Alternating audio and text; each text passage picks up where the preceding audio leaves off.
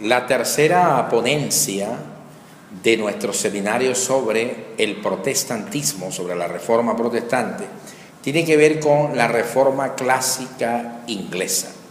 En cuanto a la Reforma clásica inglesa, es totalmente diferente a la Reforma clásica luterana dada en Alemania y sus alrededores, más específicamente en la Suiza alemana.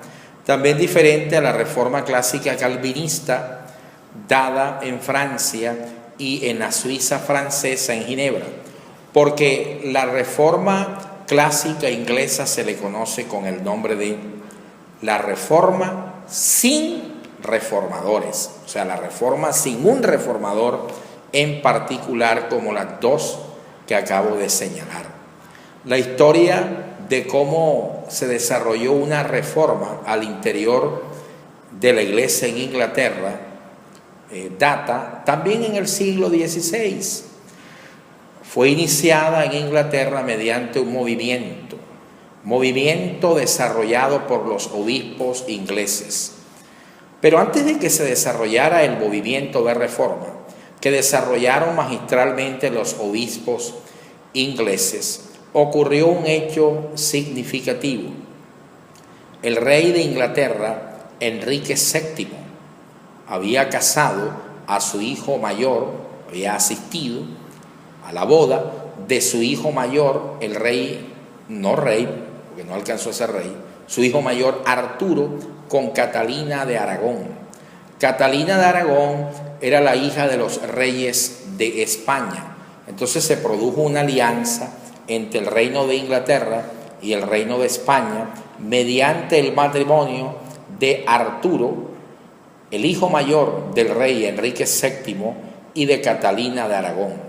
El matrimonio solamente duró 6 meses, porque 6 meses después del matrimonio, más exactamente en el 1502, Arturo fallece. Arturo no tuvo hijos con su amada esposa, Catalina de Aragón, heredera del reino español, y el rey Enrique VII quería continuar con esa alianza inglesa-española. Entonces le da el visto bueno para que su hijo Enrique VIII, que llegó a ser el rey de Inglaterra, se casara con su cuñada Catalina de Aragón. Catalina de Aragón era 6 años mayor que Enrique VIII. La ley canónica, la ley del derecho canónico, prohibía el matrimonio entre los cuñados. Sin embargo, el Papa de la época, Julio II, concedió una dispensa, una excepción de la ley canónica que prohibía rotundamente el matrimonio entre cuñados, para que mediante esa dispensación, el futuro rey de Inglaterra, Enrique VIII, se casara con Catalina de Aragón. Así fue, se celebró el matrimonio entre Enrique VIII, Catalina de Aragón. De ese matrimonio nacieron unos hijos. De esos hijos murieron estando muy pequeños y solamente sobrevivió la hija del rey Enrique VIII y Catalina de Aragón, llamada María. Se conoce como María Tudor o la famosa María la Católica. Enrique VIII, al ver que Catalina de Aragón no podía darle más hijos, él quería que su trono quedara con un hijo, o sea, que su trono fuera heredado por un hijo, por un varón, lo cual ya Catalina de Aragón no podía darle o brindarle. Entonces, Enrique VIII, que ya tenía una noviecita, una novia, la novia de él era una muy hermosa joven que pertenecía a la corte de la reina, llamada Ana Bolena. Enrique VIII entonces apela al derecho canónico y le pide al Papa Julio II que le anule el matrimonio de él con Catalina de Aragón. Y quiero explicar lo siguiente: no es divorcio, no es bajo la figura de divorcio, es bajo la figura de la nulidad.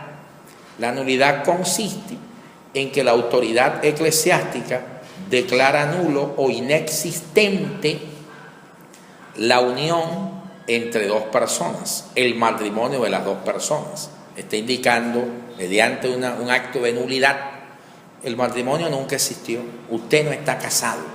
Entonces, como usted no está casado, puede casarse.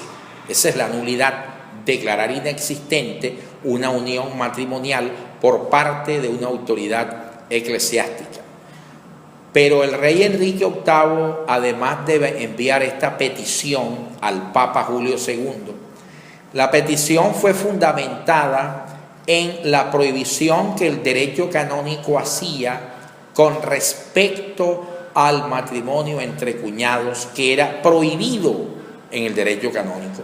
O sea, el rey argumentó y dijo: usted debe concederme la nulidad de mi matrimonio, porque este matrimonio se efectuó, se celebró violando el derecho canónico, porque el derecho canónico prohíbe expresamente el matrimonio entre cuñados, de tal manera que como esta unión se hizo violando expresamente el derecho canónico, aquí no hay matrimonio, declárelo nulo.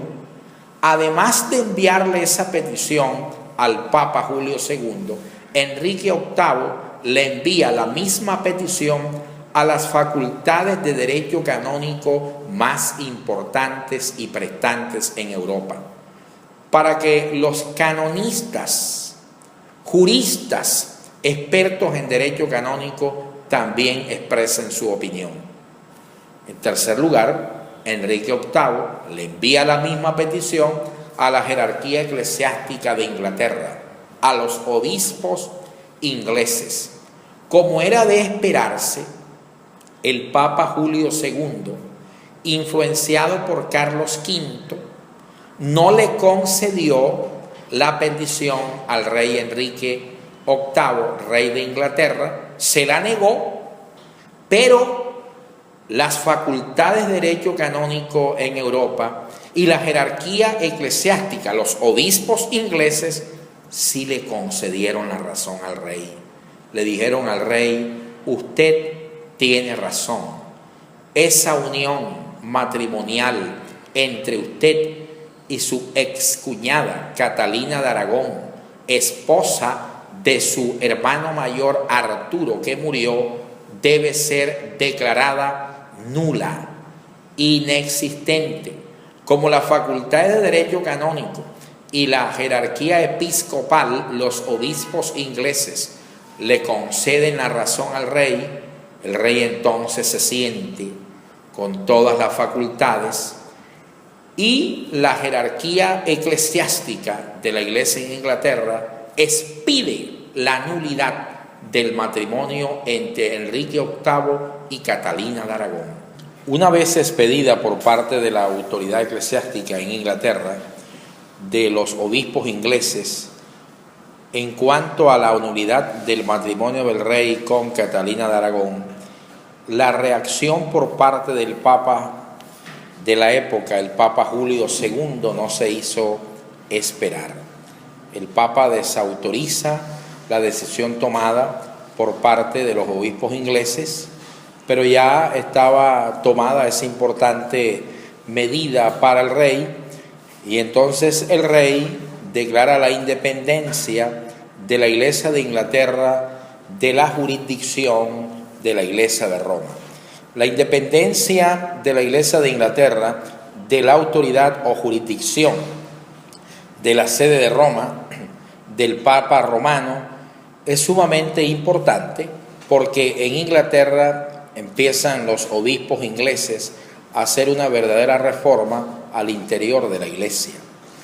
La reforma clásica en Inglaterra se caracterizó entonces por el consenso de los obispos ingleses, A diferencia de la Reforma Clásica luterana y de la Reforma Clásica calvinista, en la Reforma Clásica luterana de Alemania y Suiza, la Suiza alemana, Lutero es el protagonista. En la Reforma Clásica calvinista, Calvino es el protagonista. Pero en la Reforma Clásica inglesa no hay un teólogo en particular de protagonista. Son los obispos, todos los obispos ingleses, que mediante un sínodo, mediante una gran asamblea, empiezan a desarrollar las reformas que Inglaterra y su iglesia merecían. Se produjo un importante documento del consenso de los obispos. Entonces se da origen, emana un importante documento llamado los 39 artículos. Los 39 artículos son el documento que recoge precisamente 39 postulados que son producto de la democracia de los obispos en Inglaterra y que iban a constituirse en verdaderos articulados de reforma al interior de la Iglesia de Inglaterra. Dentro de esos 39 artículos señalaríamos los siguientes aspectos. Número 1, la reforma inglesa. Los obispos llegan al consenso de que las Sagradas Escrituras son la palabra de Dios, que el Antiguo y Nuevo Testamento son las Sagradas Escrituras y contienen todo lo necesario para la salvación. Lutero había dicho en sus 5 solo Escritura. La Reforma en Inglaterra estaba diciendo: la Sagrada Escritura del Antiguo y Nuevo Testamento son la palabra de Dios y es lo que necesita la Iglesia y es lo que la Iglesia tiene para que el ser humano pueda adquirir la salvación. Un segundo punto es en materia sacramental. La Iglesia de Inglaterra mantiene los 7 sacramentos. La Reforma Clásica inglesa, al igual que la Reforma Clásica luterana, mantiene los 7 sacramentos, pero resaltando los 3 sacramentos que son el matrimonio, el bautismo y la Eucaristía. Estos 3 están por encima de los otros 4. La Eucaristía y el bautismo para la Reforma Clásica inglesa son sacramentos necesarios para la salvación. ¿Por qué dijeron eso? Porque hay un texto de nuestro Señor que dice: el que creyere y fuere bautizado será salvo, mas el que no creyere será condenado. Pero dice: el que creyere y fuere bautizado. El de la Eucaristía hay otro texto del Evangelio donde el Señor manifiesta: el que come mi carne y bebe mi sangre tendrá vida eterna. Para la Reforma inglesa, el cuerpo y la sangre de Cristo, cuerpo y sangre sacramental o espiritual de Cristo o celestial de Cristo, está presente en la Eucaristía. Mantienen la Eucaristía como un sacramento con la presencia real de Cristo en cuerpo y sangre, al igual que la Reforma luterana y la Reforma calvinista. En la Reforma Clásica inglesa mantuvo una ventaja sobre las otras 2 reformas, y es que todos los obispos en Inglaterra, todos acogieron la decisión de separarse de la Iglesia romana, de la jurisdicción del Papa romano, y declarar la Iglesia de Inglaterra como una iglesia nacional. Entonces, todos los obispos ingleses estaban defendiendo la Iglesia de Inglaterra frente al establecimiento del régimen romano, de la Iglesia latina. Hay una cosa aquí importante que diferenciar o señalar. Enrique VIII no creó la Iglesia anglicana, porque la palabra anglicana lo que significa es la iglesia de los ingleses, la iglesia de Inglaterra. Cuando Enrique VIII declaró la independencia, que es una cosa diferente, cuando declaró o proclamó la independencia de la iglesia de Inglaterra o iglesia anglicana, que es la iglesia de los ingleses, de Roma, ya la iglesia de Inglaterra existía. Ya tenía la iglesia de Inglaterra más de 1000 años, cuando Enrique VIII la separó de la jurisdicción de Roma.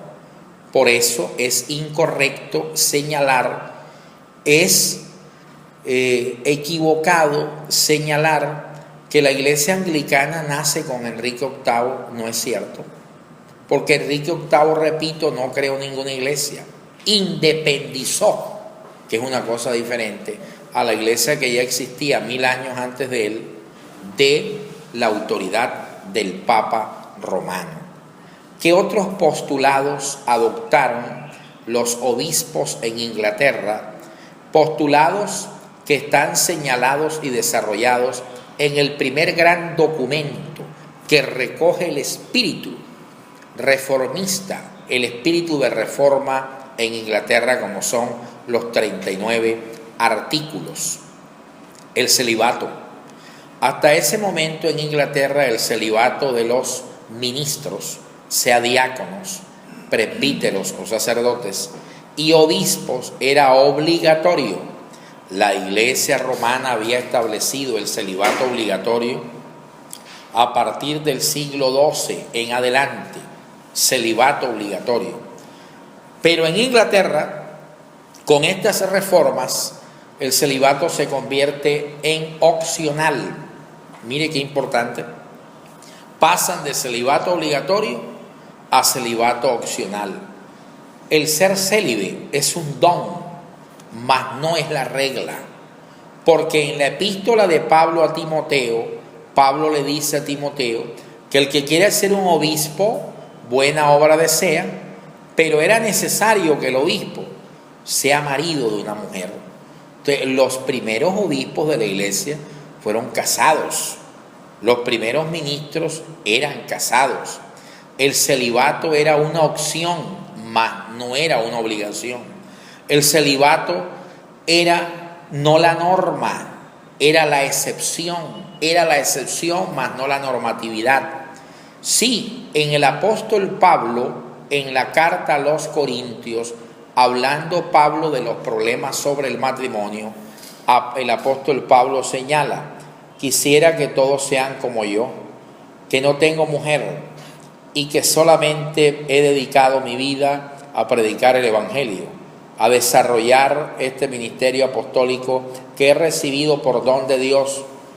Pero a causa de vuestra incontinencia, como no todos tienen este don, cada uno aprenda a tener a su propia mujer y cada mujer aprenda a tener a su propio marido. Porque para estar quemándose, como están algunos, mejor es casarse, dice Pablo allá en la carta a los Corintios. Pablo era célibe. Juan el Bautista vivía también en estado célibe por el estilo de vida que tenía. Algunos manifiestan que Juan el Bautista, por el estilo de vida que tenía, muy seguramente pertenecía a una comunidad religiosa de esa época llamada los esenios. Entonces, en el marco de la Sagrada Escritura encontramos algunos ejemplos particulares y tácitos de hombres que Dios los llamó en ese estado o en esa condición, pero eso no es, esa es la excepción, esa no es la regla, no es la norma, es un don de Dios. La Iglesia de Roma hacia el siglo XII convierte la excepción en regla, convierte lo particular en norma y adopta el celibato obligatorio para todos los que querían adoptar, los que querían asumir una vocación ministerial. En la Reforma clásica inglesa, los obispos ingleses anulan el celibato obligatorio y entonces los presbíteros ingleses podían ser o célibes o casados. Célibes si tenían el don, pero el que no tenía el don podía servir a Cristo estando casados. Los diáconos también podían ser casados y los obispos también podían casarse. El mismo Lutero se casó, porque Lutero se casa nada más y nada menos que con una monja, la monjita Catalina, monja que era una jovencita, y cuando se enamora de Lutero, ya Lutero era un hombre mayor, un hombre ya maduro, ella se enamoró perdidamente del reformador, le dijo a Lutero que él le gustaba, que quería casarse con él. Lutero trató de convencerle y decirle: hermana, por favor, hija mía, ya yo soy un hombre mayor para usted, ya estoy metido en añitos, usted se merece buscar un hombre más joven. Pero la ex monja, la hermanita Catalina, dijo: no, padre, usted me gusta mucho y yo quiero es casarme con usted, padre, yo quiero tenerlo a usted de marido y de esposo. Y terminaron casándose. En Inglaterra se estaba adoptando esa importante medida y se le estaba dando permiso a los ministros que no tuvieran el don del celibato de tener sus hogares y sus matrimonios, lo cual es hasta el día de hoy en la Iglesia de Inglaterra. Dentro de los 39 artículos se habla de la doctrina de la predestinación, pero con diferencias en la manera como la Reforma Clásica Calvinista asumió e hizo interpretación de la doctrina bíblica de la predestinación.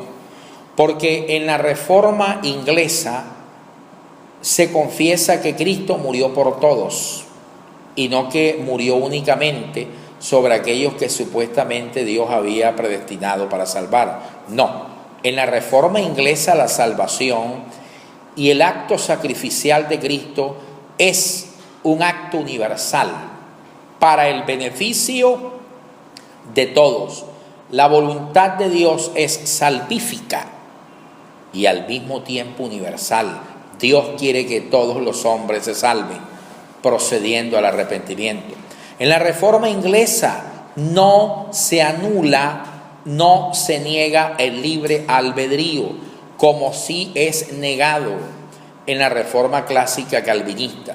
Para la Reforma Inglesa, el hombre, aunque esté en estado de pecado, todavía tiene la capacidad de elegir entre el bien y el mal, porque para los ingleses el libre albedrío es un elemento constitutivo de la naturaleza humana, de la esencia humana, es un elemento inherente al hombre y no está condicionado a desaparecer porque el hombre haya pecado contra Dios.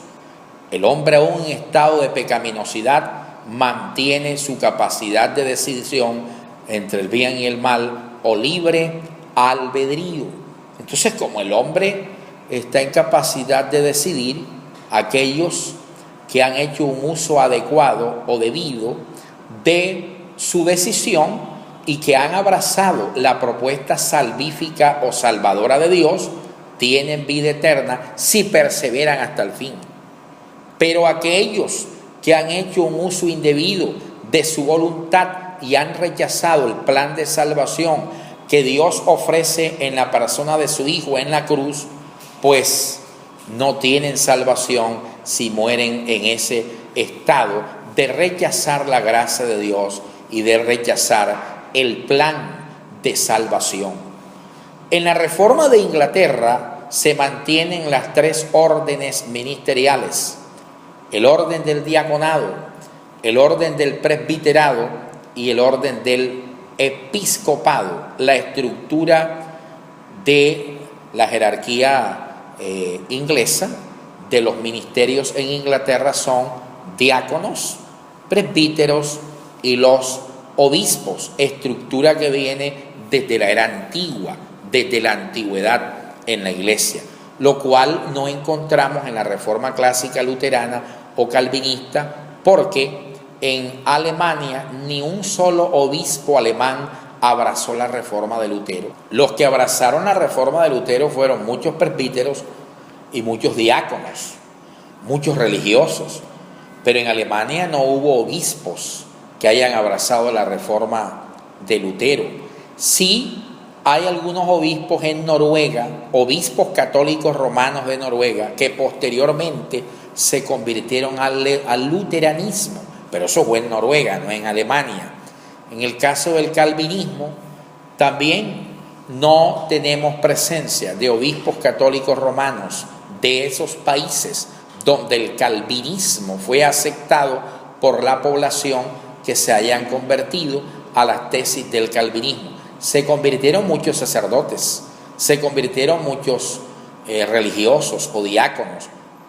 Hablábamos cuando disertábamos sobre la reforma clásica calvinista del sacerdote católico romano John Knox en Escocia, que abrazó la reforma clásica calvinista. Pero es que en Inglaterra la reforma fue abrazada por los obispos ingleses. ¿Cuál reforma? No la reforma luterana, ni la reforma calvinista, sino la reforma hecha por los mismos ingleses, por los mismos obispos ingleses. Por eso, en la reforma de Inglaterra se originó el siguiente postulado: la Iglesia de Inglaterra es católica sin ser romana. Mire usted esto, la Iglesia de Inglaterra es católica sin ser romana y es evangélica sin ser protestante. Mire eso. La Iglesia de Inglaterra, somos católicos pero no somos romanos, somos evangélicos pero no somos protestantes. O sea, es el punto intermedio. Los ingleses, la reforma de Inglaterra también señalaba que la Iglesia de Inglaterra era para católicos romanos arrepentidos y para evangélicos y protestantes inteligentes. Así enseñaban o así decían los ingleses. La reforma de Inglaterra,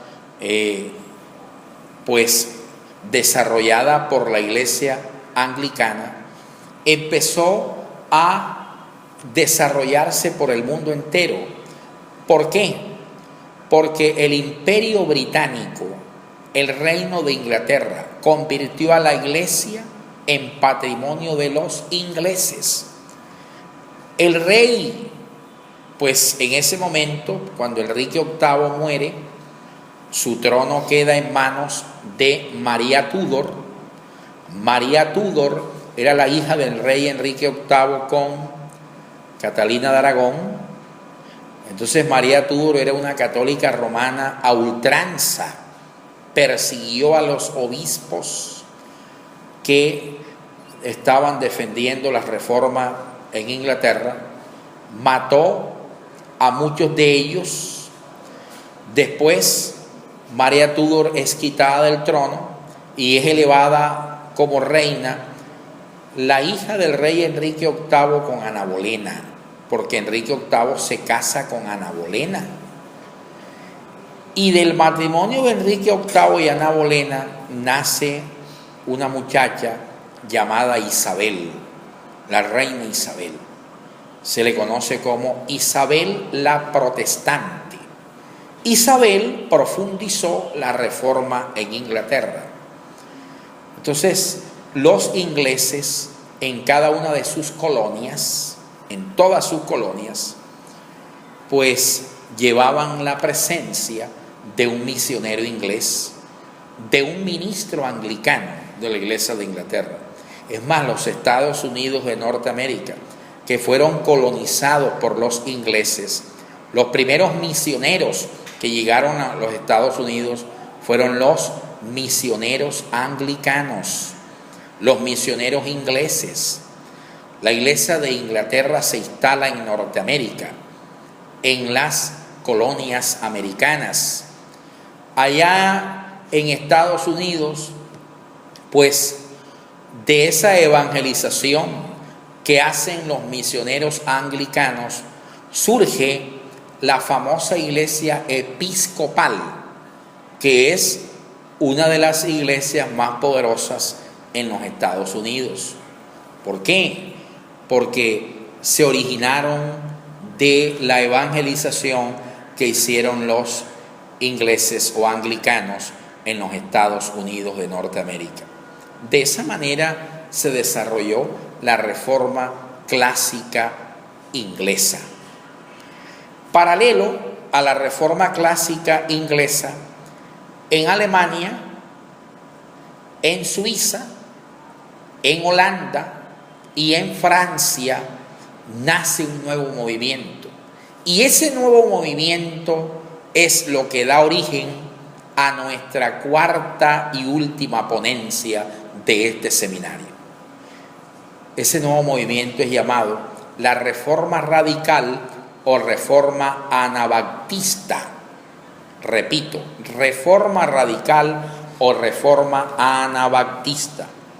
La Reforma Radical es un movimiento de campesinos, campesinos alemanes, campesinos suizos, campesinos holandeses y franceses, que no estaban de acuerdo con algunos postulados de la Reforma Clásica luterana, de la Reforma Clásica calvinista y mucho menos de la Reforma Clásica en Inglaterra, mucho menos con los postulados anglicanos. Por eso se le llamó Reforma Radical. Podríamos señalar en esta hora que la Reforma Radical es la reforma a la reforma, que la Reforma Radical es la protesta a los protestantes de los protestantes, la Reforma Radical. También le conocemos como Reforma Anabaptista porque el nombre de anabaptistas se lo colocó Lutero y Calvino. La palabra o término anabaptista significan los rebautizadores. ¿Y por qué Calvino y Lutero le colocaron este nombre a este movimiento de campesinos que protestaban en contra de ciertos postulados y doctrinas de los protestantes clásicos? Porque los anabaptistas señalaban que el bautismo de infantes no era válido, que el bautismo de niños no era correcto. Eso lo decían los señores del movimiento de la Reforma Radical. Como el bautismo de infantes no era válido, según los anabaptistas, y no era válido porque para ellos un niño cuando nace sin pecado. Para los anabaptistas, como el niño nace sin pecado, no tiene necesidad de bautizarse. Además, el niño que nace no tiene la capacidad de tomar decisiones. No tiene la capacidad de determinar y decidir si quiere o no bautizarse. Por eso para los anabaptistas el bautismo de niños no es viable. Como Lutero, Calvino y la Reforma Clásica inglesa mantuvo el bautismo de infantes como señal del pacto de gracia, pues los señores de la Reforma Radical, cuando alguien llegaba a sus comunidades, si esa persona manifestaba que había sido bautizado en el nombre del Padre, del Hijo y del Espíritu Santo, estando de infante o de niño, le decían: ese bautismo no vale, aquí no se lo podemos convalidar, aquí no se lo podemos homologar o reconocer porque usted fue bautizado en contra de su voluntad cuando era un niño. De tal manera que a usted hay que volverlo a bautizar. Hay que volverlo a bautizar siempre y cuando usted públicamente manifieste su fe irrestricta en Cristo como Señor y Salvador. Y venían y bautizaban a esa persona. Si llegaba un católico romano a una comunidad anabautista, le bautizaban porque a ese católico romano le habían bautizado en la parroquia romana de niño. Si llegaba un luterano que había nacido en la iglesia luterana y le habían bautizado en la iglesia luterana estando de niño, también le volvían a bautizar, o si llegaba un calvinista, un presbiteriano o un anglicano. Entonces, como tenían esa práctica de no reconocer el bautismo de infante, y además para los anabaptistas, para el movimiento de la reforma radical que nace entre los campesinos, el bautismo debía ser por inmersión, mas no por aspersión. Inmersión, hay que sumergirlo al agua, no por aspersión, derramando agua sobre la cabeza. Entonces, por esa razón volvían a bautizar a la persona. Lutero y Calvino les dijeron: ustedes lo que están haciendo es incorrecto. Esa práctica de volver a bautizar a las personas no es adecuada, porque eso va en contra de lo que Pablo dice en una de sus cartas, cuando Pablo señala una fe, un bautismo. Si ya la persona fue bautizada estando de niño y le bautizaron en el nombre del Padre, del Hijo y del Espíritu Santo, ya está bautizado. No hay que volverlo a bautizar, porque entonces estaríamos violando, repito, lo que dice Pablo de que es un solo bautismo y no 2 ni 3. Por esa razón, Lutero y Calvino le colocaron a los señores de la Reforma Radical el nombre de anabaptistas. Anabaptistas significan los rebautizadores, los que paran rebautizando a la gente. Fue lo que dijo Lutero y Calvino. Los hermanos anabaptistas, rebautizadores o de la Reforma Radical, sufrieron bastante, porque, para ser justos con los anabaptistas, ellos sufrieron mucho. Por un lado, la Iglesia de Roma los veía como una herejía. Por el otro lado, las iglesias protestantes clásicas también veían en los anabaptistas otra herejía que había que desterrar. Entonces los anabaptistas estaban entre la espada y la pared. O los perseguían los romanos, o la Iglesia Católica Romana les perseguía, o eran perseguidos por los protestantes. Y a muchos anabaptistas en esa época asesinaron. A muchos llevaron a la hoguera para ser muertos por los estrados y por los magistrados, sean al servicio de la Iglesia de Roma o sea al servicio de las iglesias protestantes clásicas que acabo de señalar. Entonces los anabaptistas fueron víctimas tanto del protestantismo clásico como del catolicismo romano. Lo otro para señalar de los anabaptistas o Reforma Radical es que no contaron con el privilegio de tener dentro de sus filas y dentro de su membresía a grandes intelectuales de esa época, a los grandes académicos o a la clase alta, a la burguesía. No, la burguesía y los grandes intelectuales o eran romanos o eran anglicanos o eran protestantes, luteranos, reformados, presbiterianos, es decir, calvinistas, pero no eran anabaptistas.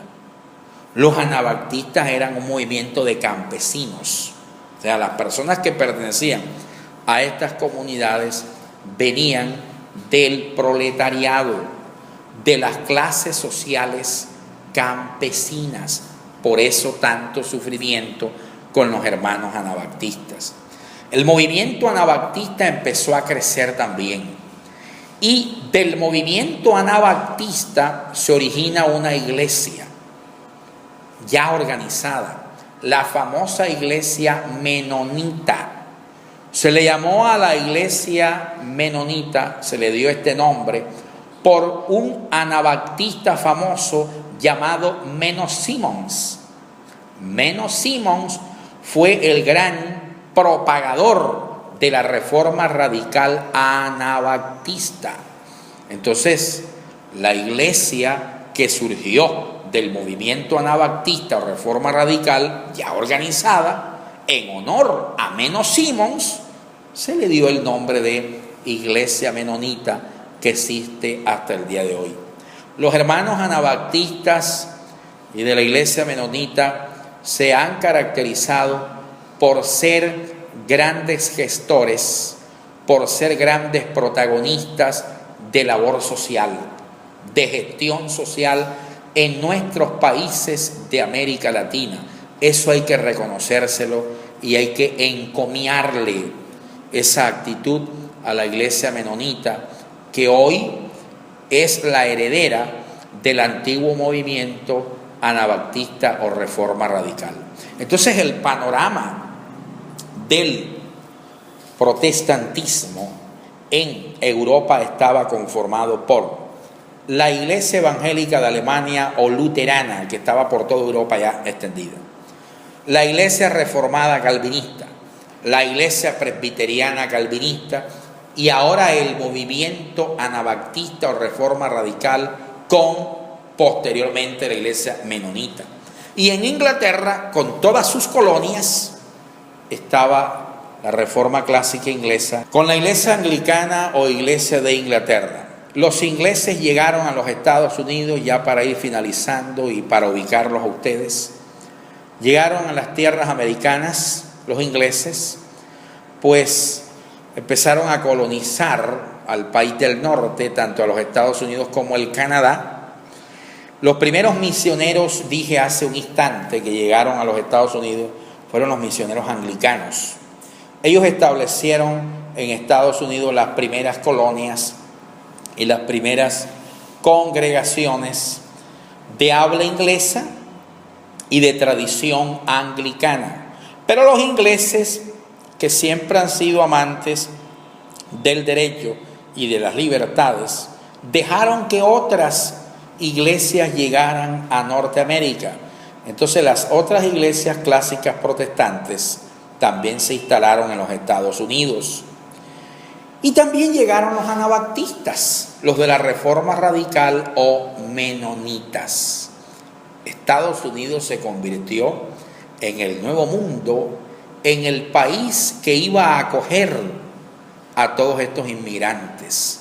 Es el país de los inmigrantes y es el país de las diferentes confesiones o comunidades de fe, sobre todo de corte protestante, evangélica y anglicana, porque los anglicanos, repito, fundaron a los Estados Unidos de Norteamérica.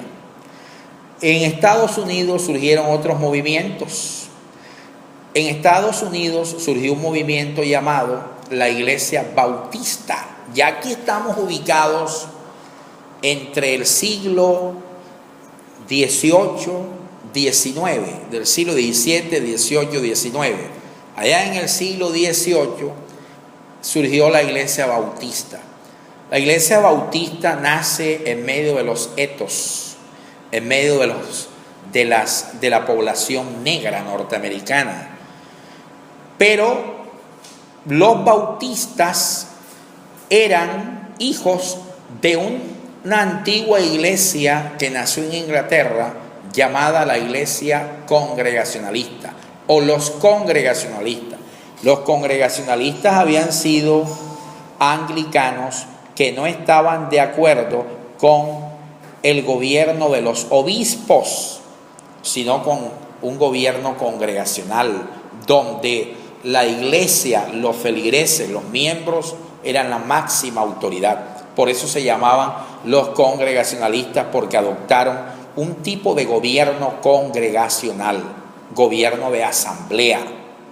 Los congregacionalistas también llegaron a los Estados Unidos y en Estados Unidos adoptaron el nombre de bautistas. Estaban ya los bautistas también en Estados Unidos, que su evangelización impactó o se centró en las comunidades discriminadas, que eran las comunidades negras. Y siguió propagándose en Estados Unidos toda esta chispa del evangelio. Y entonces a finales del siglo XIX, comienzos del siglo XX, nace el movimiento pentecostal en los Estados Unidos. Y la primera iglesia pentecostal que nace en los Estados Unidos son las asambleas de Dios. Se le llama asambleas de Dios porque eran personas que provenían de los luteranos, presbiterianos, reformados, anglicanos, metodistas, congregacionalistas o bautistas. Entonces ellos se preguntaron, ¿qué nombre le vamos a colocar a este movimiento? Y dijeron, esto es una asamblea de Dios. Y nacen las asambleas de Dios como la primera iglesia que inaugura el movimiento pentecostal en el mundo. El pentecostalismo moderno nace en los Estados Unidos con las asambleas de Dios.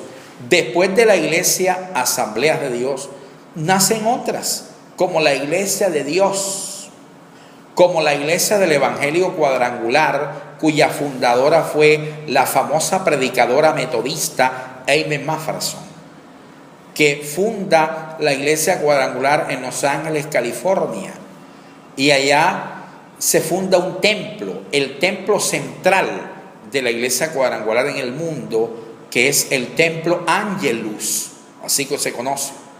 Aimee Mafferson, que había sido metodista porque sus padres fueron pastores metodistas, predicaba revestida con ropas litúrgicas, con vestiduras litúrgicas, parecía una sacerdotisa, y así predicaba en los teatros de esa época.